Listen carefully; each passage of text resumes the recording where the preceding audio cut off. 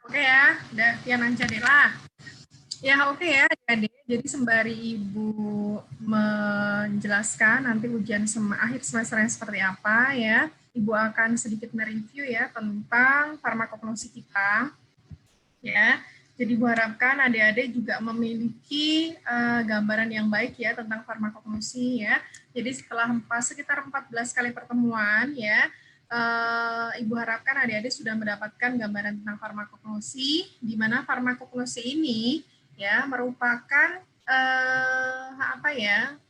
mata kuliah pengantar ya bagi mata kuliah yang bahan alam yang lain gitu ya. Di farmakognosi ini adik-adik lebih mengetahui dan memahami ya berbagai bahan alam yang memiliki potensi baik itu sebagai pengobatan ya, kemudian kosmetik dan untuk nutrisi ya. Dan bahan alam kan sebenarnya memang tidak hanya terbatas pada tanaman aja gitu ya, tetapi juga sebenarnya bisa di belahan dunia yang lain ya. Biasa mungkin mereka menggunakan hewan ya, atau sebenarnya mikroba itu juga bisa ya. Jadi bagaimana di mata kuliah ini kita bisa mengenal berbagai potensi ya dari bahan alam, terutama dalam pengobatan gitu ya, kosmetik dan nutrisi. Nah, sebenarnya nanti saat adik-adik naik ke semester yang lebih atas, akan ada lanjutan mata kuliah bahan alam seperti fitokimia ya, di situ adik-adik akan belajar ya seperti ekstraksi, vaksinasi, isolasi dan lain sebagainya. Kemudian kalau naik lagi adik-adik akan ketemu analisis kimia tumbuhan alam ya. Di situ adik-adik akan belajar ya tentang bagaimana sih analisis, identifikasi dan kuantifikasi dari bahan alam gitu ya.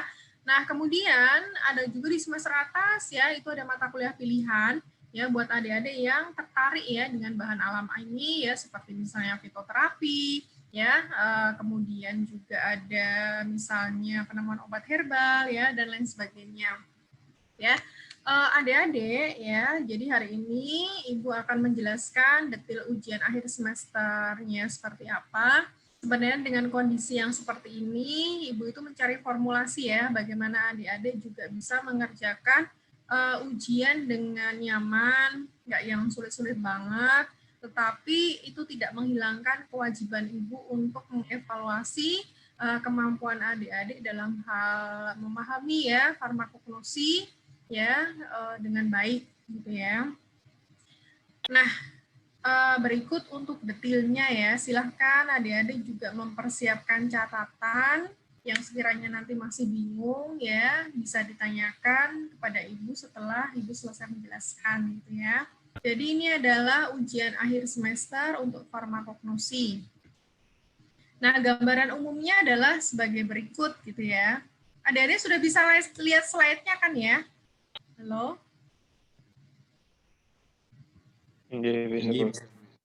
Ya, jadi adik-adik pada intinya itu kalian membuat makalah, ya, kemudian diketik. Temanya adalah potensi bahan alam dalam pengobatan, boleh, atau kosmetik, atau nutrisi. Misal nih ya, misal Ibu jadi mahasiswa, Ibu akan mengambil tema itu potensi daun gelinggang sebagai anti jerawat. Nah, jadi seperti itu, ya. Intinya sebenarnya mahasiswa satu dengan yang lain itu tidak boleh sama, ya, tidak boleh sama persis, ya. Tetapi misalnya boleh menggunakan satu tanaman asal bagian tanamannya itu berbeda, ya. Misalnya mahasiswa satu menggunakan daun gelinggang sebagai anti jerawat, yang lain menggunakan misalnya kulit batang gelinggang sebagai antioksidan, misal seperti itu. Atau misalnya bagian tanamannya itu sama, ya, tetapi memiliki khasiat yang berbeda. Misalnya yang satu daun gelinggang sebagai anti jerawat, yang satu misalnya daun gelinggang sebagai anti inflamasi, gitu ya, atau daun gelinggang sebagai anti kanker, ya. Jadi seperti itu, ya, adik-adik. Intinya tidak boleh sama. Nah, kemudian hal yang penting lainnya adalah nanti kalian akan mengirimkan file ya dalam bentuk Word, gitu ya, dalam bentuk Word. Sebentar.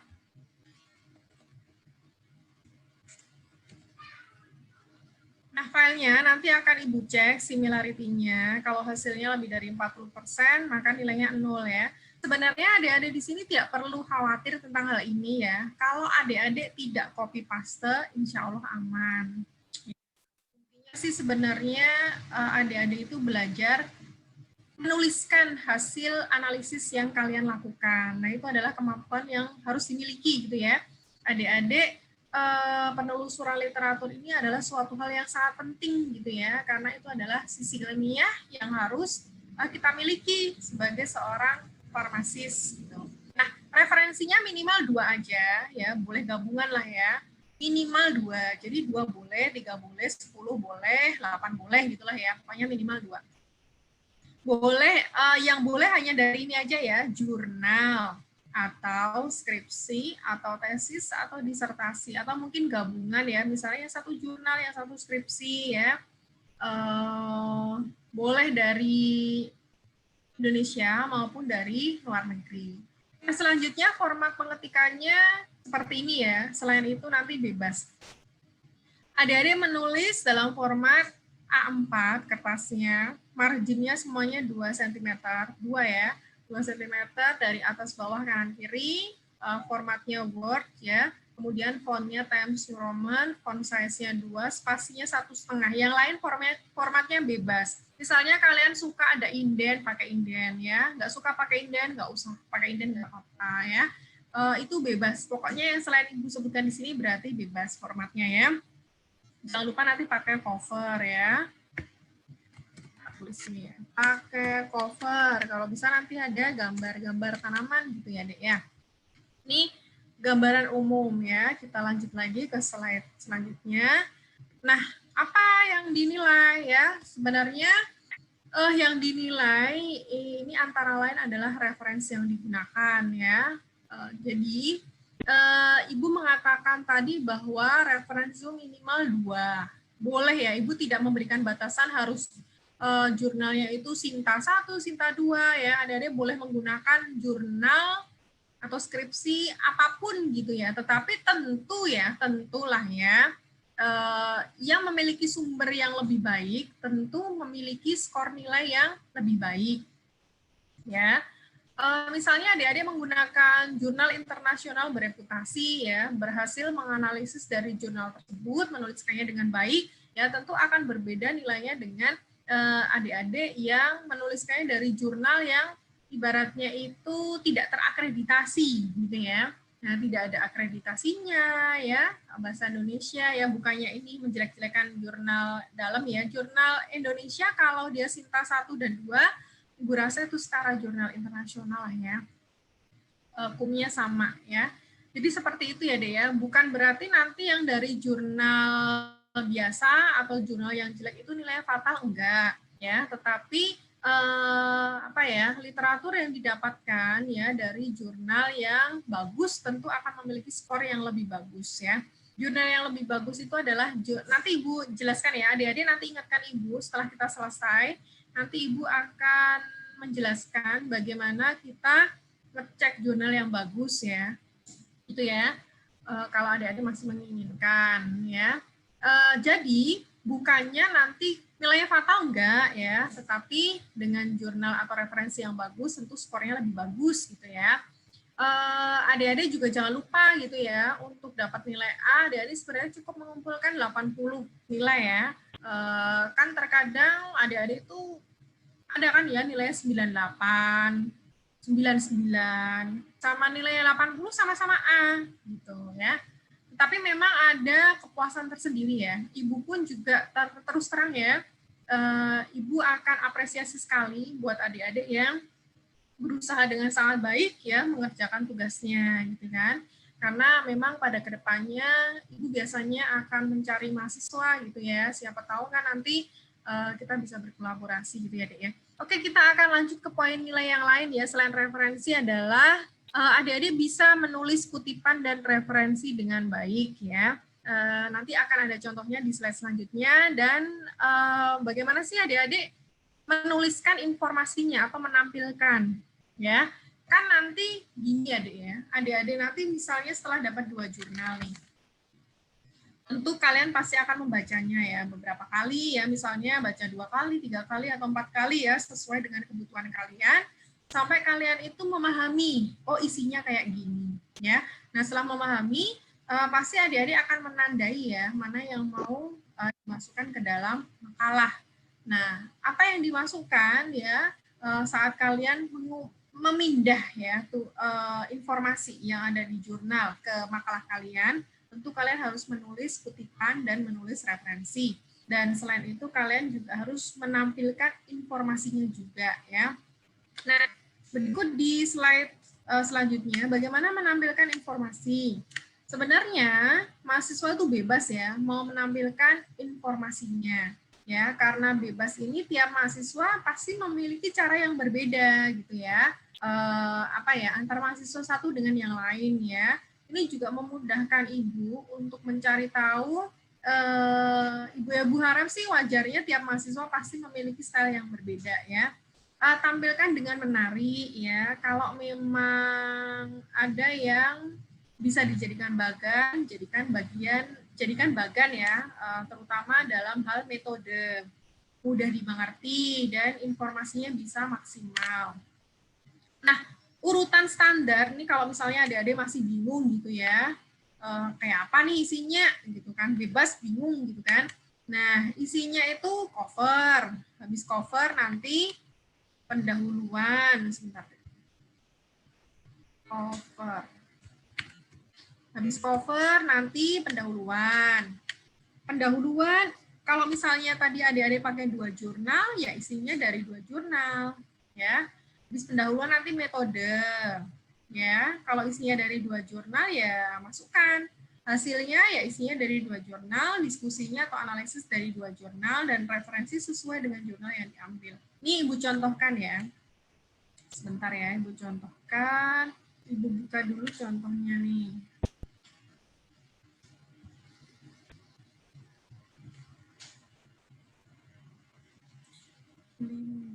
Oke. Sekarang Ibu akan share screen ya.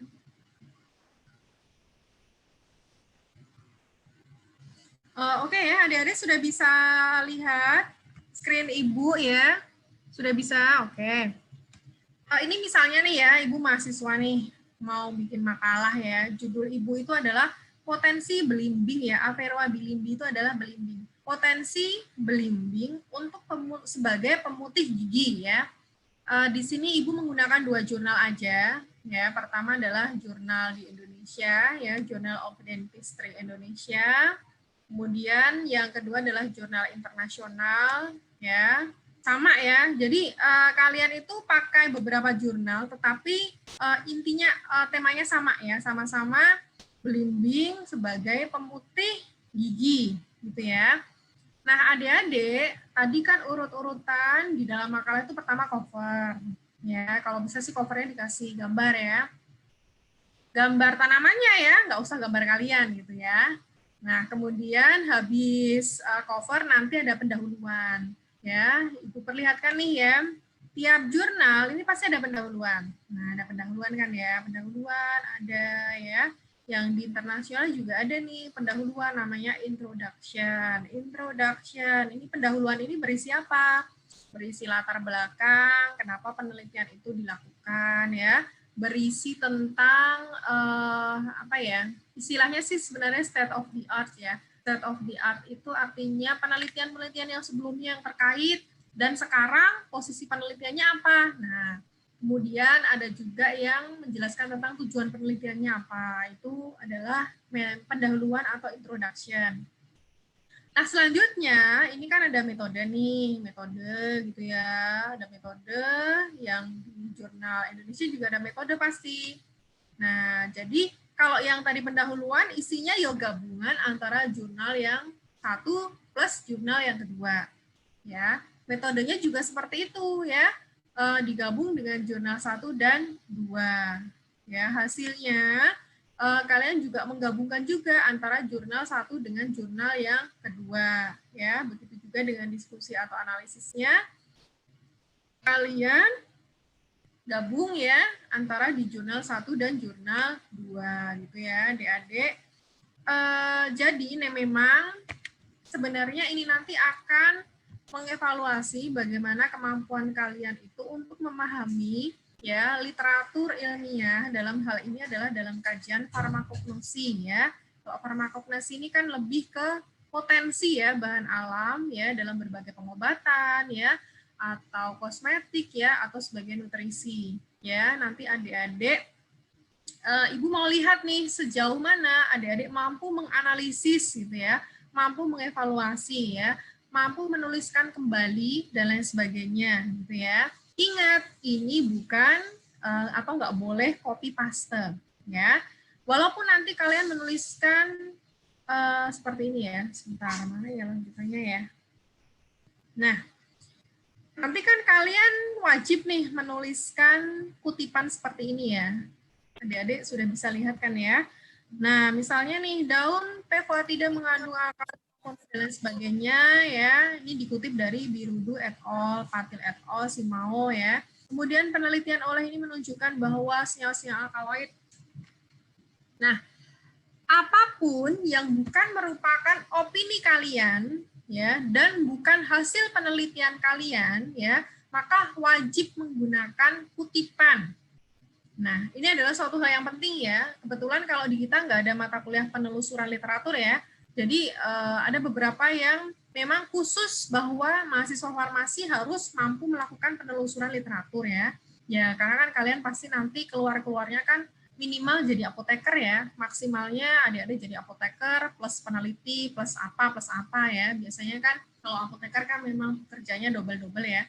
Nah, kemampuan yang harus dimiliki salah satunya adalah mampu menelusuri literatur. Ya, karena kan apoteker tentu menjadi tempat bertanya bagi teman sejawat yang lain gitu ya, tentang hal-hal yang berkaitan dengan obat dan kosmetik ya, dan juga mungkin makanan. Gitu ya. Jadi adik-adik harus terbiasa dengan penelusuran literatur ya, termasuk dalam menampilkan informasi ya, memang harus ada pengutipan yang baik ya. Nah, gitu ya. Jadi tetap ya menampilkan informasinya, kalau bukan opini kalian dan bukan hasil penelitian kalian, maka tuliskan kutipannya. Ya, tentu adik-adik nggak boleh ya copy paste terus ada kutipan ya. Pokoknya Ibu tekankan di sini adik-adik nggak boleh namanya copy paste ya.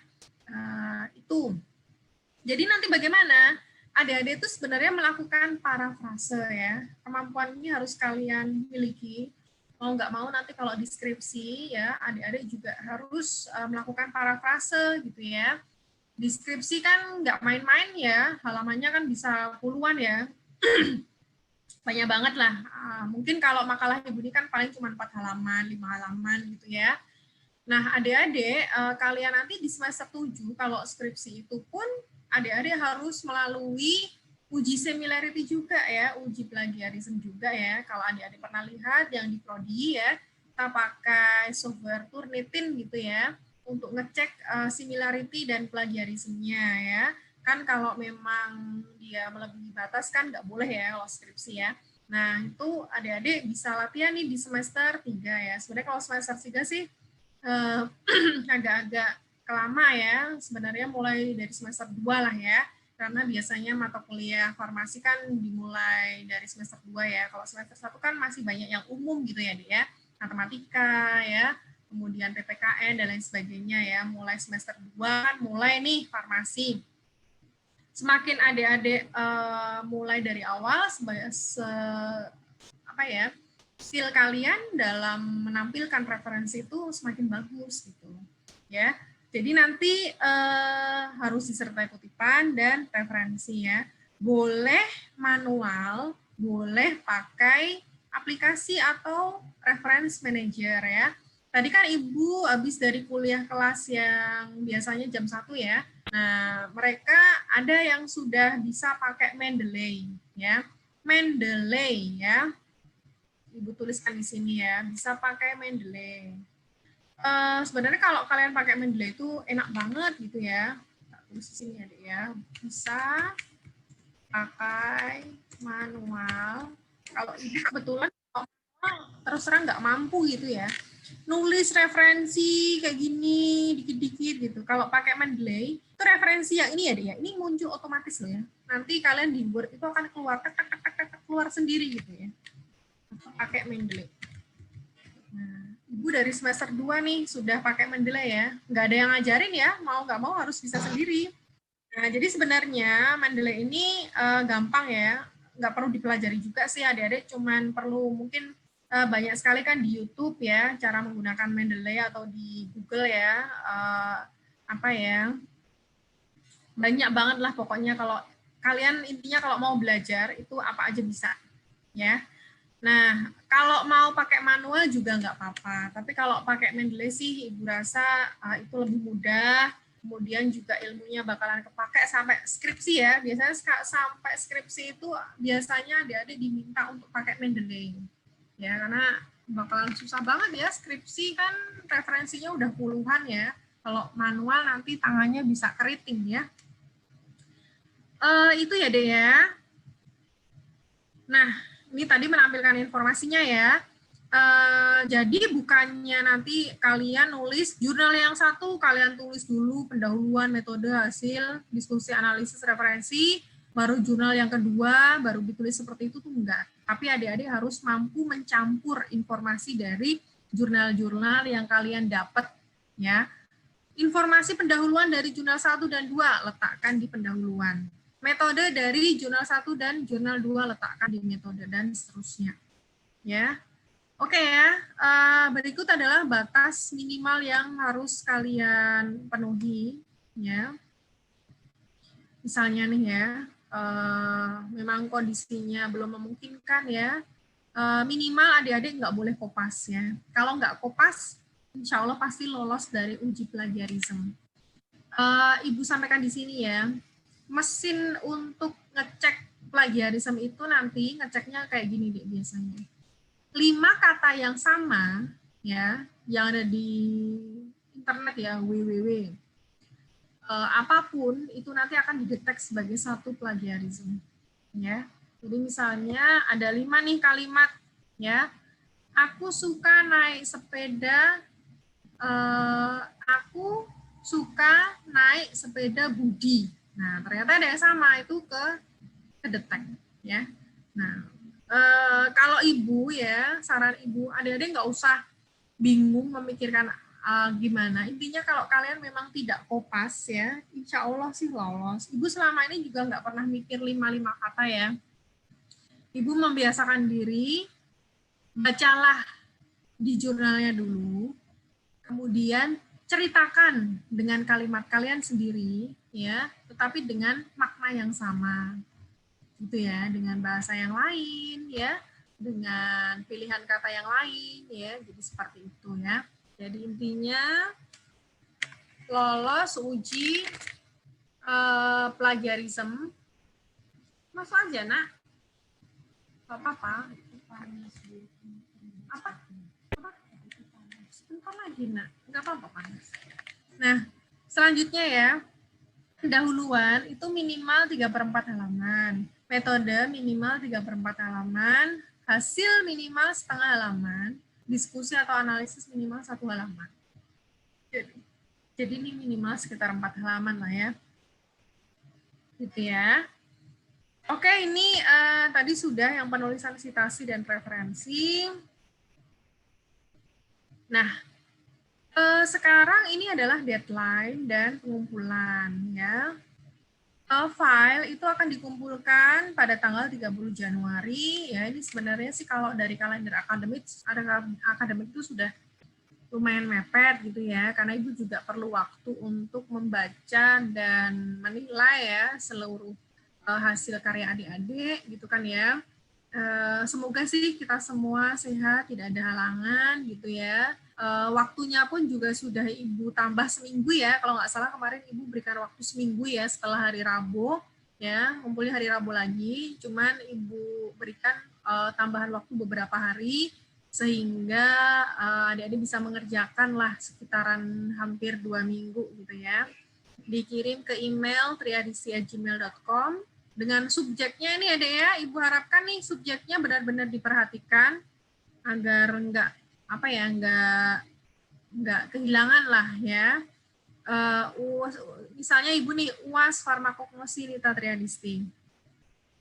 Ya, file yang terkirim melebihi tanggal tersebut tidak diterima ya. Tapi kalau misalnya ada konfirmasi, hanya yang dalam keadaan darurat aja gitu ya. Tapi semoga sih nauzubillah dalik ya, kita semua aman ya, tidak kurang suatu apapun. Kalau misalnya adik-adik udah selesai nih sebelum tanggal di atas gitu ya. Misalnya tanggal 25 udah selesai ya, jangan dikirim dulu ya. Adik-adik bisa mengirim mulai dari tanggal 27 Januari. Itu ya, adik-adik ya. Jadi demikian untuk UAS-nya ya. Ini kan waktunya tinggal 4 menitan, jadi sembari nunggu waktunya kita bisa, kalau ada yang bertanya dulu, nanti di sesi 2 Ibu akan menjelaskan seperti apa jurnal yang bagus gitu ya, cara ngeceknya. Silahkan kalau adik-adik yang mau bertanya, Dek. Silahkan ya. Bertanya tentang UTS-nya juga boleh ya, tapi UTS-nya sepertinya sudah lumayan jelas ya. Nanti ada hari Sabtu ya, hari Sabtu siang kalau nggak salah. Nanti ujian pilihan ganda ya, Ibu berikan waktu berapa ya? Mungkin nanti akan Ibu tambah ya dengan kondisi yang seperti ini. Kerjakan dan kirimkan dalam waktu tersebut gitu ya. Ya, Ibu percayalah ya, adik-adik jujur gitu ya, nggak perlulah ya Ibu repot-repot. Gimana nanti kalau ujiannya bareng itu menjadi tanggung jawab kita masing-masing ya untuk menjaga dan melatih integritas kita gitu ya, Dek ya. Oke, silakan kalau ada yang mau ditanyakan. Ibu mau izin tanya. Ya. Kan tadi kata Ibu misalnya suatu kalimat gitu yang bukan dari kita sendiri, misalnya hasil gitu Bu, tadi yang di pendahuluan. Nah itu kan kata Ibu harus pakai kutipan. Nah biasanya tuh kan Bu kalau tuh dia tuh ada juga yang dari hasil kutipan orang lain. Nah itu gimana Bu memasukkan kutipannya tuh, apakah yang penulis jurnal atau yang kutipan itu? Ya, Ibu paham maksudmu sih ya, Dek ya. Jadi kalau misalnya kita ngambil suatu jurnal, itu kan di dalam jurnal itu kan ada suatu statement gitu ya. Nah, kita tetap menggunakan kutipan yang ada di jurnal. Nanti Ibu tunjukkan lah saat Ibu buka jurnal ya, atau sekarang aja lah, sebentar lah, Ibu carikan dulu. Ini kan adik-adik bisa lihat ya, yang masih belimbing ini masih bisa lihat? Masih bisa lihat nggak, Dek? Ya. Nah, ini misalnya, ya, adik-adik ini ngambil ini ya. Nah, misalnya nih, di halaman yang sekarang kalian lihat ya. Nah, ini. Karbamid peroksida lebih sering digunakan pada prosedur home bleaching dibandingkan dengan hidrogen peroksida karena dia lebih aman dan lebih sedikit efek sampingnya. Nah, ini kutipan nomor 6 nih. Ya, misalnya kalian mau menggunakan ini, tentu tidak mengutip jurnal ini, tetapi ngutip jurnal, lihat nih nomor 6 ya. Di nomor 6 di sini apa? Nah, nomor 6 ternyata ini. Ya, nah nanti adik-adik mengutip yang punya Dahel sama Palesen ini. Gitu ya. Oke, paham? Adik-adik paham? Nah, seperti itu ya. Kecuali kalau memang yang kalian kutip ini adalah hasil penelitian dari ini, Cut Fauzia, Sri Fitriani, Fiona Diansari. Nah, kalian mengutip nama-nama itu ya. Tapi kalau adik-adik mengutip gitu ya, kalimat-kalimat atau statement ya, yang ada kutipannya yang Ibu jelaskan tadi ya, ini terutama di hasil sama diskusi pasti ada nih. Diskusi. Kok dikit banget ya dia ya. Ini kayaknya jurnalnya kurang bagus ini. Soalnya nggak terlalu banyak. Ini misalnya nih, lapisan email dan usia dari pasien asal gigi ya. Nah, ini yang atas ini ya, yang atas paling atas, kutipan nomor 12. Misalnya kalian pakai ya, kalian lihat di sini ya, nomor 12. Nah, berarti kalian nanti kutip namanya ini. Ya. Kalau pakai Mendeley, ya baiknya nanti kalian cari jurnalnya gitu ya. Atau kalau nggak pakai Mendeley, pakai manual, ya udah nggak apa-apa, pakai nama ini aja, terus referensinya ini juga nggak apa-apa. Oke, gitu ya, Khairunida. Gimana, Dek? Ya, oke. Sementara Ibu stop end meeting dulu ya, soalnya kurang dari 1 menit. Nanti Ibu buka lagi ya Zoom-nya. Silahkan Khairunida bisa end meeting ya. Ini hostnya Khairunida nih.